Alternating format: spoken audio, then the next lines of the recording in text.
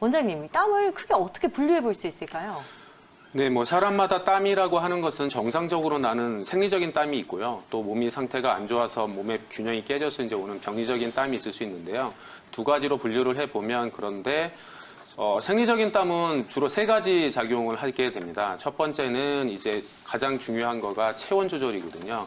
우리가 운동을 하면서 몸의 체온이 올라갔을 때 땀이 나잖아요. 이건 체온을 내려주기 위해서 그런 현상이 오는 거고요. 네.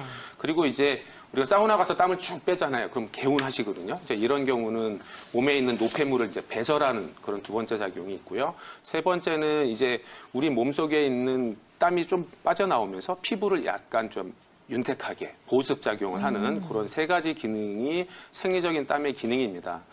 그런데 이제 병리적으로 몸이 너무 허약해지거나 또는 몸 안에 독소, 습과 열이 많이 차여 있게 되면 그것이 이제 병리적인 땀으로 나오게 되는데요. 그것도 역시 체질마다 좀 다릅니다. 체질에 따라서 태음인 같은 경우는 땀이 좀 오히려 좀 나오고 그래야만 좀 가벼우신 분들이 있고요.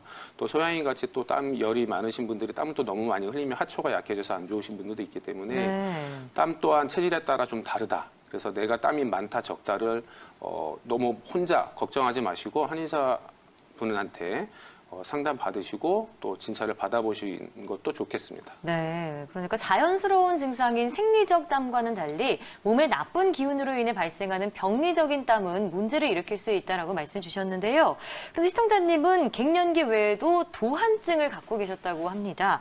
도한증 어떤 질환이고 원인은 무엇인지 계속해서 알아볼게요. 윤홍희 원장님 좀 도와주시죠. 도한증이라는 단어를 알고 계신 분이 많지는 않은데 네, 생소해요. 네, 도한증을 알이라는 거 알고 계신 거 보면 오랫동안 도한증을 알아오셨던 것 같아요. 근데 이제 도한증은 앞에 도자가 도둑할 때 그 도자인데요. 보통은 우리가 도둑은 우리 야간에 밤손님이잖아요. 몰래 들어와서 우리의 재산을 몰래 가져가는 그런 나쁜 사람을 도둑이라고 하는데 도한 역시 우리 몸에 몰래 들어와서 우리 몸에 있는 진액을 더 빼내가고 그리고 우리 몸을 좀 더 약하게 야위게 하는 것을 이제 도한이라고 합니다. 근데 이 도한은 특징이 이제 밤에만 나는 땀이기 때문에 도한이라고 하는 거고요.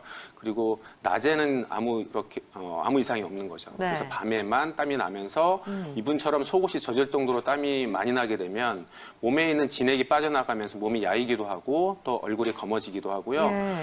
진기가 빠지기 때문에 면역력이 점점 약해지기 때문에 오래되면 기침, 마른 기침, 건해를 또 가져오기도 합니다. 그리고 남자분들은 이제 정력이 약해지기도 하고 허리가 아프기도 하고요. 여자분들은 이렇게 지금 아까 말씀하신 여성 호르몬의 이상, 부족까지도 가져올 수 있기 때문에 꼭 도한이 있으신 분들은 근처 한의원 가셔서 꼭 치료를 하셨으면 좋겠습니다. 네, 밤에 자는 동안 마치 도둑처럼 몰래 들어와서 나는 땀이라고 해서 도한증이다라고 이름을 붙였다고 말씀해 주셨는데 이 도한증 그러면 한의학적으로는 치료를 어떻게 하나요? 네, 한의학적으로 도한의 원인은 이제 여러 가지가 있는데요. 주로 첫 번째는 스트레스예요.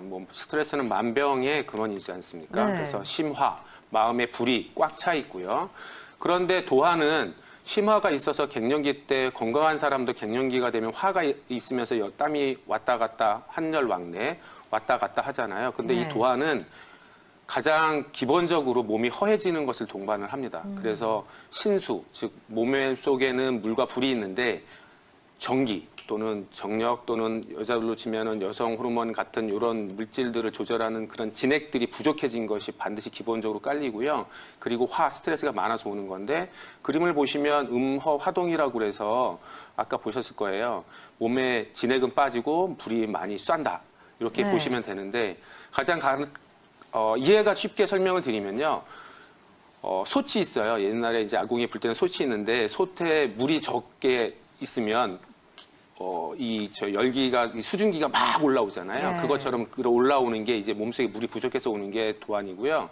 그래서 이 도한을 치료하는 방법은 몸속에 물을 보충해주고 또 불을 내려주는 치료를 하게 돼요.